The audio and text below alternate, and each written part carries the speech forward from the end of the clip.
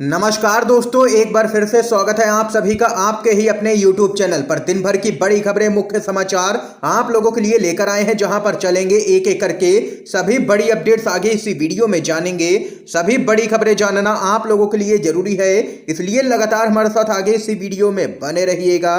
तो वहीं दोस्तों, खबरों की तरफ बढ़ने से पहले आप लोगों से एक छोटी सी रिक्वेस्ट है कि अगर आप लोग हमारे YouTube चैनल पर नए हैं तो चैनल को अभी सब्सक्राइब करके पास में ही बने बेल के आइकन को जरूर दबाइएगा और एक प्यार वाला लाइक वीडियो को जरूर कीजिएगा। दरअसल दोस्तों, पहली बड़ी अपडेट की तरफ चलते हैं।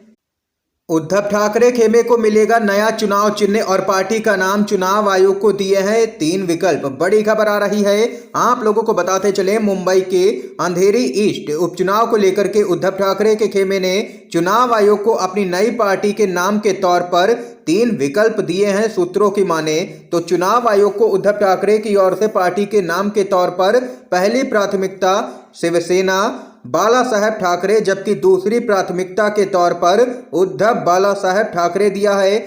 इसके साथ ही उद्धव ठाकरे ने अपनी पार्टी के चुनाव चिन्ह के तौर पर त्रिशूल को पहले विकल्प के तौर पर चुनाव आयोग को दिया है। दूसरे विकल्प के लिए पार्टी ने उगता सूरज चुनाव आयोग को यहां पर विकल्प दिया है। और वहीं इस बीच उद्धव ठाकरे ने कार्यकर्ताओं के बीच में एक बड़ा बयान दिया है। उन्होंने कहा है कि ये आखिरी लड़ाई जीतने के बाद हमारे सामने कोई भी नहीं टिकेगा। ये यहां पर उद्धव ठाकरे की तरफ से बयान आया है। दोस्तों, एक और खबर की तरफ बढ़ते हैं। गुजरात विधानसभा चुनाव से पहले बीजेपी को लगा है बड़ा झटका। कांग्रेस पार्टी में शामिल हुए हैं बीजेपी के 200 कार्यकर्ता और कई नेता। खबर बताते चलें, गुजरात में विधानसभा चुनाव को लेकर के राजनीतिक सरगर्मियां तेज हो गई हैं। आम आदमी पार्टी से लेकर के कांग्रेस तक सभी नेता बीजेपी को टक्कर देने के लिए अपने अपने क्षेत्र में जमकर के चुनाव प्रचार कर रहे हैं। इसी बीच आप लोगों को बताते चलें, बीजेपी को कांग्रेस पार्टी ने एक बड़ा झटका दे दिया है। आप लोगों को आगे बताते चलें, इस मामले पर कांग्रेस का कहना है कि आम आदमी पार्टी और बीजेपी के करीबन 15 पूर्व पदाधिकारी सहित 200 कार्यकर्ताओं ने बीजेपी का दामन थाम लिया है। खबरों के अनुसार यह सभी लोग राहुल गांधी और कांग्रेस पार्टी की जो विचारधारा है उससे यहां पर आकर्षित होकर के कांग्रेस पार्टी में शामिल हुए हैं। आपको बता दें कि बीते दिनों आम आदमी पार्टी ने भी दावा किया था कि भाजपा के करीबन 200 से ज्यादा नेता और कार्यकर्ताओं ने आम आदमी पार्टी का दामन थामा है। ये यहां पर देख सकते हैं कि कांग्रेस पार्टी हो या आम आदमी पार्टी लगातार बीजेपी को तगड़े झटके गुजरात में देते हुए नजर आ रहे हैं। इस बीच एक और अपडेट की तरफ बढ़ते हैं। उमा भारती बोली, जब तक शराब बंद नहीं घर में नहीं रहूंगी। खबर बताते चले आप लोगों को, मध्य प्रदेश में लगातार शराबबंदी को लेकर के आवाज उठाने वाली उमा भारती ने अब बड़ा ऐलान किया है। उन्होंने कहा है कि नई शराब नीति के लिए अब वह अपने घर में नहीं रहेंगी, किसी टेंट या झोपड़ी में आराम कर लेंगी। इसके साथ ही उमा भारती ने शराब के खिलाफ 14 जनवरी 2023 तक प्रदेश भर में भ्रमण करने का ऐलान भी किया है। उन्होंने कहा है कि सरकार को शराब से मिलने वाले राजस्व के विकल्प तलाशने चाहिए, लेकिन राज्य के अंदर शराब बैन करनी चाहिए। ये यहां पर लगातार मांग कर रही हैं। बीजेपी की दिग्गज नेता उमा भारती और अपनी ही सरकार पर हमलावर रहती हैं इस मुद्दे को लेकर के। एक और बड़ी खबर की तरफ बढ़ते हैं। शिवसेना के चुनाव चिन्ह को फ्रीज करना लोकतंत्र को फ्रीज करने जैसा है, बोले हैं वरिष्ठ अधिवक्ता कपिल सिब्बल। खबर बताते चलें, भारत के चुनाव आयोग ने शिवसेना के 2 गुटों के बीच चल रही तनातनी के बीच चुनाव चिन्ह को फ्रीज करने के एक दिन बाद निर्दलीय सांसद और वरिष्ठ अधिवक्ता कपिल सिब्बल ने चुनाव आयोग की आलोचना करते हुए कहा है कि यह लोकतंत्र को फ्रीज करने जैसा है। चुनाव आयोग पर्दे के पीछे सरकार का काम करता है, वे इसे चुनाव आयोग कहते हैं। सरकार के इशारों पर काम करने वाली संस्थाओं पर शर्म आती है, ये यहां पर कपिल सिब्बल का कहना है। वरिष्ठ अधिवक्ता कपिल सिब्बल ने आगे कहा है कि धनुष और तीर का चुनाव चिन्ह उद्धव के नेतृत्व वाली असली शिवसेना का है, लेकिन इसको चुनाव आयोग ने रद्द कर दिया है। ये यहां पर चुनाव आयोग बीजेपी सरकार के इशारे पर ही पर्दे के पीछे काम कर रहा है। ये यहां पर चुनाव आयोग को जबरदस्त तरीके से सांसद कपिल सिब्बल ने निशाने पर लिया है। एक और बड़ी खबर बताते चलें, पूर्व राज्यपाल सत्यपाल मलिक से सीबीआई की पूछताछ। गवर्नर रहते हुए 300 करोड़ घूस की पेशकश का है मामला। कांग्रेस पार्टी ने केंद्र सरकार पर किया है हमला।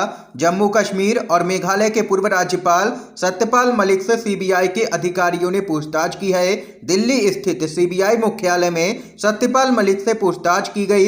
इस पूछताछ में क्या कुछ निकला है, इसकी आधिकारिक जानकारी तो अभी सामने नहीं आई है, लेकिन बीते कुछ दिनों से सत्यपाल मलिक जिस तरह से मोदी सरकार को घेर रहे थे, उसे देखते हुए सीबीआई की इस पूछताछ को विपक्षी दल बदले की कार्रवाई लगातार बता रहे हैं। बताते चले, सीबीआई सूत्रों से मिली जानकारी के अनुसार सत्यपाल मलिक पर आरोप है कि जब वह जम्मू कश्मीर के राज्यपाल थे तो उन्हें 2 फाइलों को क्लियर करने के लिए 300 करोड़ रुपए की रिश्वत की पेशकश की गई थी। इस बात की जानकारी सत्यपाल मलिक ने खुद एक सभा में दी थी, जिसके बाद जम्मू कश्मीर सरकार ने सीबीआई जांच की सिफारिश की थी और अब राज्यपाल के पद से रिटायर होने के बाद सीबीआई ने उनसे पूछताछ की है, जिसके बाद विपक्ष हमलावर है केंद्र सरकार पर और यहां पर बदले की कार्रवाई का आरोप लगा रहा है। इस बीच एक और बड़ी खबर आ रही है सामने। एनसीपी के प्रमुख शरद पवार बोले, आबादी का बड़ा हिस्सा होने के बावजूद मुसलमानों को नहीं मिल रही है उचित भागीदारी। खबर बताते चले, राष्ट्रवादी कांग्रेस पार्टी के प्रमुख शरद पवार ने कहा है कि मुस्लिम समुदाय के सदस्यों को लगता है कि देश की आबादी का एक बड़ा हिस्सा होने के बावजूद उन्हें उनका उचित हिस्सा नहीं मिल रहा है।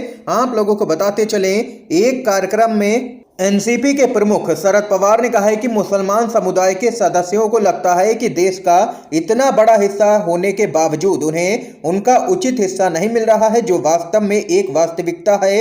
इस पर विचार विमर्श किया जाना चाहिए कि उन्हें उनका उचित हिस्सा कैसे मिल सकता है। ये यहाँ पर एनसीपी के प्रमुख शरद पवार की तरफ से बयान आया है। अगली अपडेट जान लेते हैं। लालू प्रसाद यादव एक बार फिर से चुने गए हैं आरजेडी के राष्ट्रीय अध्यक्ष, लगातार 12वीं बार बने हैं अध्यक्ष। खबर बताते चले आप लोगों को, राष्ट्रीय जनता दल यानी कि आरजेडी की राष्ट्रीय कार्यकारिणी की बैठक दिल्ली में हुई। पार्टी सुप्रीमो लालू प्रसाद यादव एक बार फिर से आरजेडी के राष्ट्रीय अध्यक्ष चुने गए हैं। बताते चले आप लोगों को, आरजेडी की तरफ से एक खुला अधिवेशन आयोजित किया गया। इसमें राष्ट्रीय कार्यकारिणी की बैठक में पार्टी सुप्रीमो लालू प्रसाद यादव, शरद यादव, तेजस्वी यादव समेत पार्टी के तमाम बड़े नेता शामिल हुए।